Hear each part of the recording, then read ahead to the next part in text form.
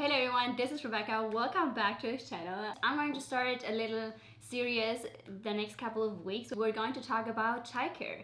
Since I know my target group, or I have a lot of au pairs following me on this channel, I would like to share as much wisdom, as much knowledge, and as much experience before I'm going to finish my au pair year.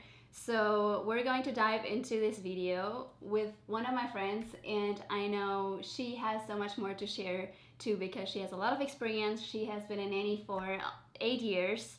And yeah, so Tabi, tell me a little bit about you. What do you do? How long have you been nannying? I already said that you nannied 8 years, but just share a little bit about yourself.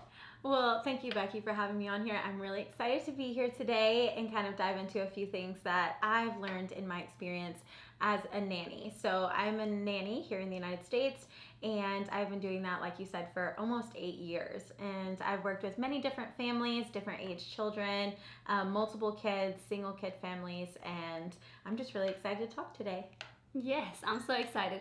Today we're going to talk about discipline, different ways how to discipline a child, positive discipline, and I think that's like one of the things that a lot of au pairs or a lot of future moms are not aware of. What kind of advice would you give to someone who just started taking care of children?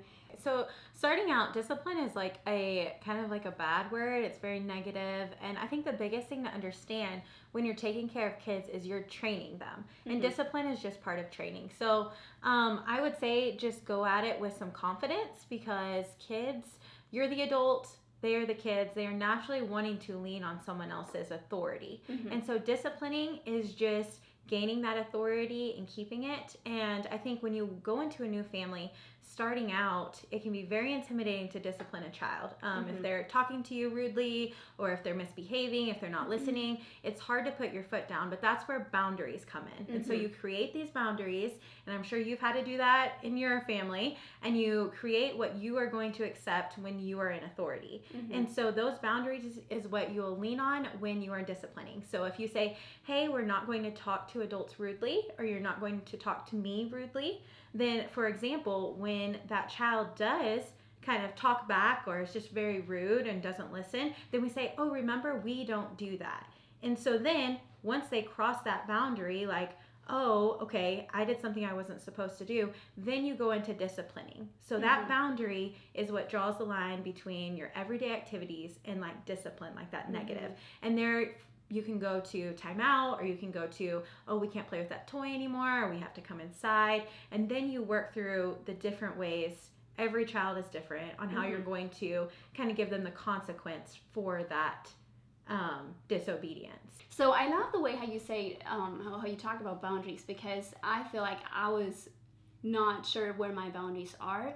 So what do you think, like, where do your boundaries start, and how do you express them, like, very clearly whenever you come to your new family, your new surrounding? Like, how do you express those boundaries very clearly from the beginning on? Yes. Okay. So creating boundaries is difficult for anyone in the beginning, and especially when you walk into a new family. So the first thing I do is just ask the family, what are they allowed to do and what are they not allowed to do? Those are my first boundaries that I start with.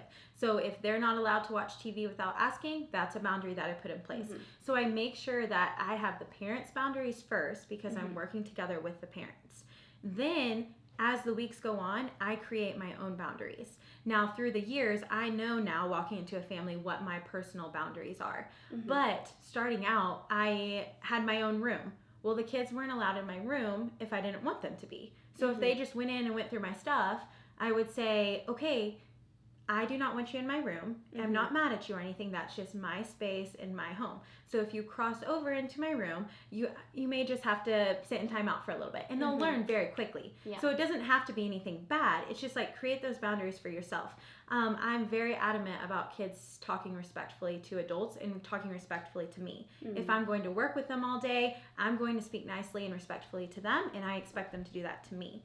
So that's a huge boundary for me. If they're being rude to me, then I just decided long ago I didn't want to be treated rude all day. So that's how I created that boundary. Right. You'll create your own. We all create our own. And if you have trouble creating boundaries for yourself on like what to expect from the child, just ask someone, like ask Becky. I mean, she would love to answer how she helped with her, how she got her boundaries, how I got mine. Ask someone who's experienced in that area. You can even ask parents, like, okay, is it okay if, you know, for instance, the kid talks to me this way, or if the kid, you know, just turns on the TV whenever they want. You can ask and create those boundaries, but they must be created within the first month.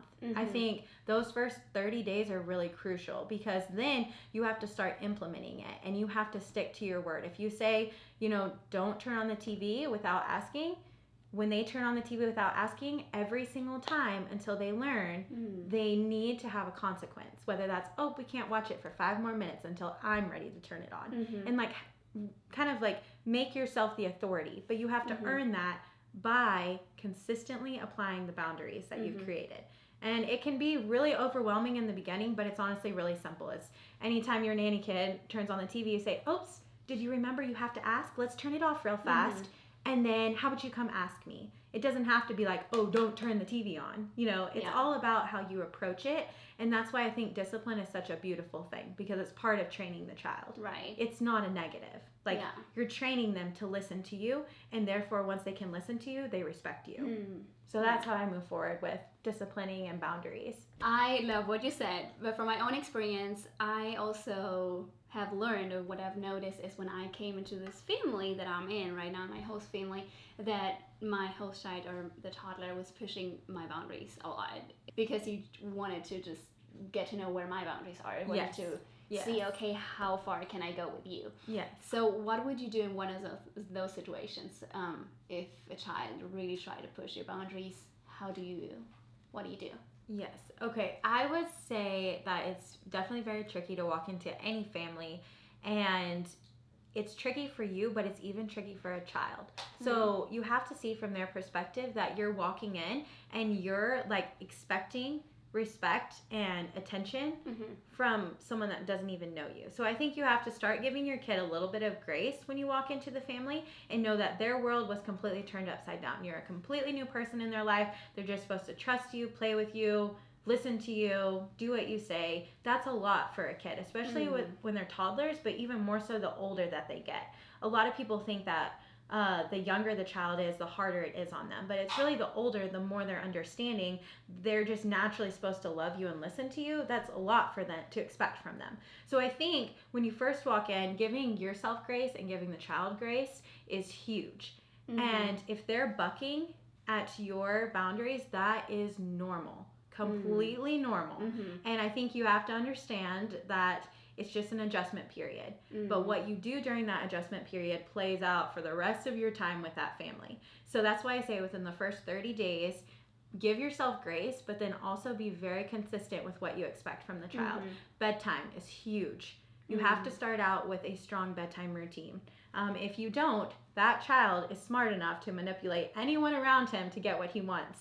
So bedtime, food, outside activities with friends, things where the child really wants its way, is where it's going to show that child disrespecting your boundaries or pushing the limits. So I would say a big part of it is when you step away from your job at the end of the day, evaluate how the day went. You have to be prepared when you walk back into the home, or you walk back into the child's day. So I think every au pair or nanny, even parent, should do a little homework at night and figure out what went good and what went wrong, and be ahead of the game before the child even wakes up. And so like when our kids wake up the next day, we're in a little bit better mood, we're in control of the situation, we're ready to raise that child that day, because that's our job. So I would say if you have a child that's bucking a lot. For all the people who don't know, what is bucking? What is bucking? So bucking is like pushing the limit. Okay. So they're kind of bucking at the authority. So when you do come in contact with a child, or you're working with one that is pushing your boundaries, it's probably because they're testing them.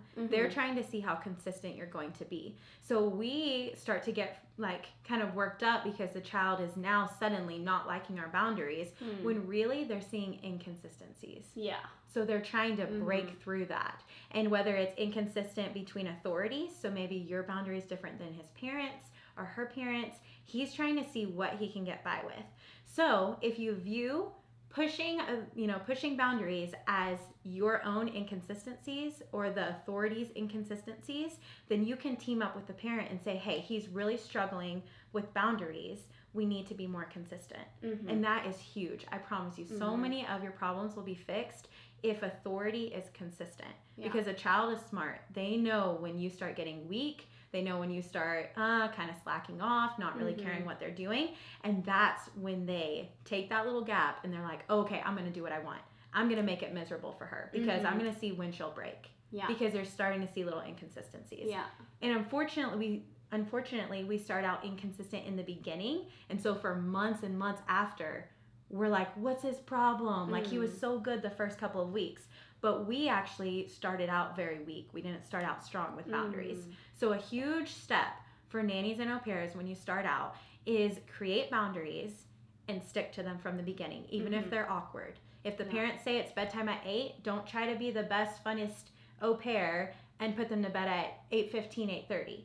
Start with a good boundary, and then as the months go on, you can kind of play with it a little bit. If you're like, oh, because I'm staying late with you tonight, some nights we stay later than others, we can say like, oh, tonight we're going to have a movie night. And you can make it more fun, but they already know your boundary is what mom and dad's is, or what you've established for yourself if your parents don't have one.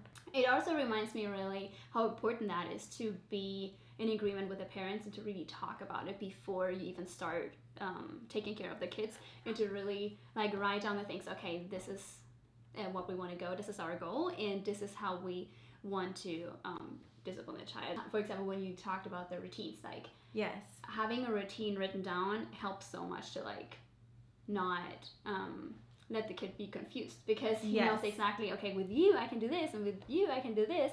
And I think that's really, really important. What I've learned to just really, really, really take communication serious at the beginning. With them. And if you have a question, like, communication is key in everything, but especially when you are co-parenting with another authority in this child's life. It's so confusing for 4 people to be in charge of you in 4 different sets of rules. So even if there's not a rule yet, I encourage you, with your family that you start working with, make a rule for that specific activity. Television, iPads, bedtime, food. Like, is it okay if they eat all their food on their plate, or do they not have to eat all their food? Is it okay if we make a rule that when they get up from the table, they clear their plate? Because with you, they may not have to clear their plate, but with me, I'm like, okay, it's time to clear the table. And that seems really small, but like all those little inconsistencies add up, and the kid feels like they never know what to do.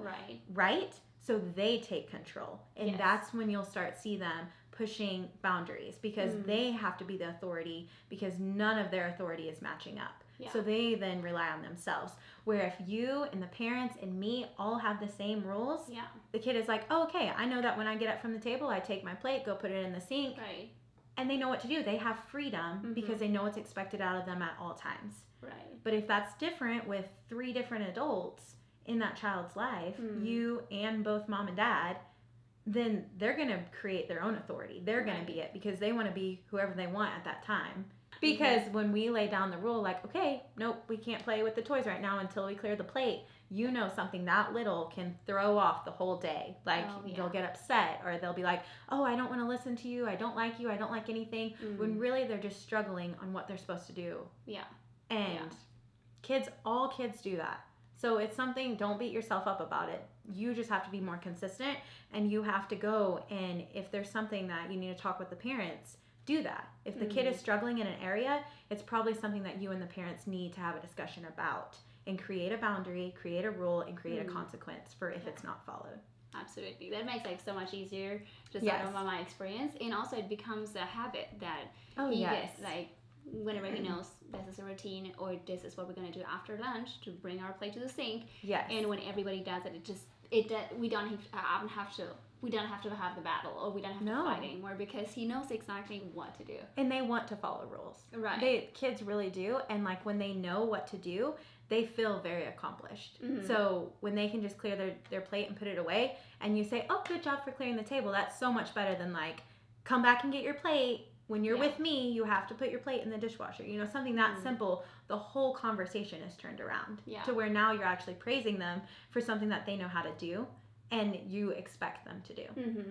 So that will diminish a whole lot of like pushing of boundaries, and discipline will be very limited, because a lot of times that stuff can be easily worked through with communicating and setting boundaries. Mm-hmm. That's just huge. We're just always going to go back to boundaries. Yes.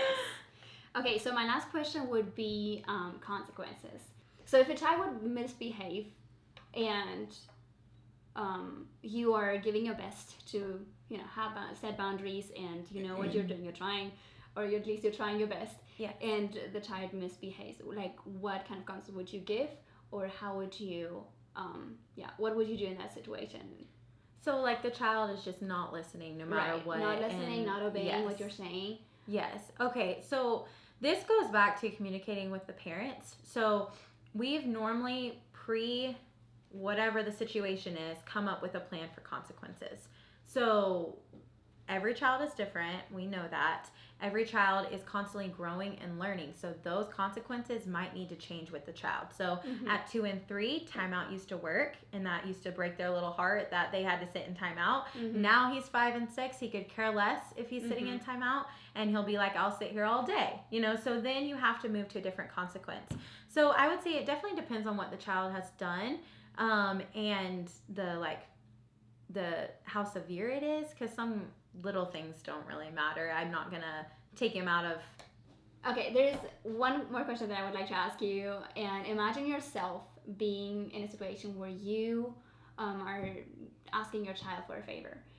Let's say like making his bed or something like that. Okay. And he's not obeying, he's not listening, and you are saying it one more time and he's still not listening, he's still not obeying. Yes. How would you deal with this situation, and what kind of consequences would you give him? Okay. So depending on the child, making the bed is always kind of like all the way up till they're 15, 16 years old. So depending on their age, it kind of depends on what I do. But the bottom goal is for them to listen, or the main goal is for them to listen to me.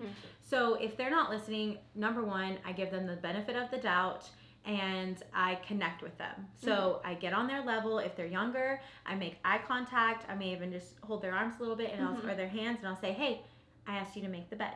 And like make sure that they're hearing what I'm saying. Because throughout the day, there can be all kinds of distractions. Even if in their room, they're looking at toys, they're looking at books. They may hear you, but they're not listening to you. So I make sure I connect with them. And even with an older child, I can just be like, hey, look over here. You know, look at me. I asked you to make your bed. If they then defiantly don't, they say like, oh no, I don't want to. I'll say, hey, I just asked you to do something. What did I ask you to do? And I ask them normally to repeat it to me. This is creating that connection. So I at least know that they heard me. They know what I said, and then they actually know what they're supposed to be doing. They repeated it back to me. So at this point, if they don't follow the rule, they deserve a consequence, because they heard what I said and they know what they're supposed to be doing. So they can't have the excuse of like, oh, I didn't know she told me to do this. So this kind of backs me up for when I tell the parents like, oh, he had to sit in timeout because he didn't listen to me today. And I know it was a real consequence for him because he knew what he was supposed to do. So at that point, consequences are different, but at the point of I connected with him, he told me what he was supposed to be doing, and he still did not do it, then we move on to consequences. I will say, okay, well, we're going to make your bed right now, and you're going to help me make it together. I don't let them get out of what I asked them to do. I don't send them straight to timeout. I want them to do what I asked them to do, and I will even do it with them. I'll say, nope, you're going to come right here, and you're going to do it with me. Then we do it, and then they get the consequence. Because if I said, okay, you're not making your bed, go sit in timeout. Well, he got out of making his bed for that split second. So he really won in that situation. He gets to not listen still. He now goes and sits in timeout, doesn't have to make the bed, doesn't have to clean up the toys or whatever you asked him to do. So I make them do that first, and I help them. But they get the consequence after. So I say, okay, now you need to go sit in timeout because you didn't listen to me.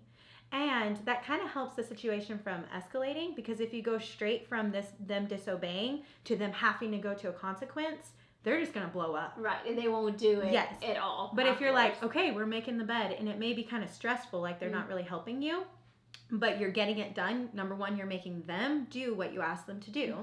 And now you're doing it with them. And then you're also created that connection. Naturally, when you do something with someone, you have that connection. Yeah. And so I've now done what I wanted done, and then they go to their consequence, which can be timeout, it can be toys taken away, it can be just, oh, no iPad today, let's try listening. And maybe if you listen for the rest of the day, maybe we can talk about getting it back, but I need to see a better attitude, or I need to see better obedience. You know, use what they love as your tools for getting them what to do. And that's, again, this is training them. A child doesn't just get whatever they want. They have to earn that. They listen to you, they get what they want. Like, they obey you, they can do what they want. So that's how I kind of go about that situation, especially with something that they have to do every day, like making their bed. Next time, they're going to be like, okay, she said make the bed. It's so much easier for me just to go make it than for her to help me and me to sit in timeout and to have a consequence. So they'll learn very quickly. Yeah. Basically, you said connection before correction. Yes. And just first of all, really connect to that child, and then correction. Yes.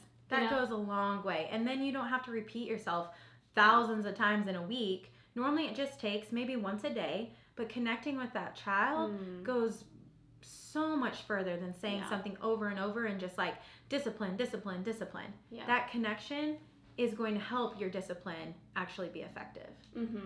Well, I hope that it brought you so much value and that you could learn something from it too, because I definitely learned something new today again. Yes, and if y'all ever have any questions about what we talked about today, we would love to answer it. Absolutely. And, you know, send us a message or something, because this can be really tricky, disciplining, and it helps just to know that, like, you're not alone. Every child has a little bit of difficulty, even if you don't see it in the beginning. And I think even us talking together helps us be better nannies and au pairs, because we talk about like, oh yeah, our kids are very similar. What works for him or what worked for her, and like we'll talk about that. So don't be afraid to ask questions, ask other nannies, ask other au pairs, ask other parents, and then try to implement them. We constantly implement new things, try new things with our kids. And I think every child is different, so you never know what will work on them. Absolutely. Wise words. All right, well, thank you so much for watching. If you like one of those videos, definitely continue watching those videos, because in the next couple of weeks we're gonna do more videos about childhood, and we're excited to do this. If you have any other questions, just leave those in the comments, and we're making sure that we can answer those. If you like this video, don't forget to give it a thumbs up, and we'll see you next week, because we're gonna have more things to share with you. I'm so excited. Thanks for watching. Bye.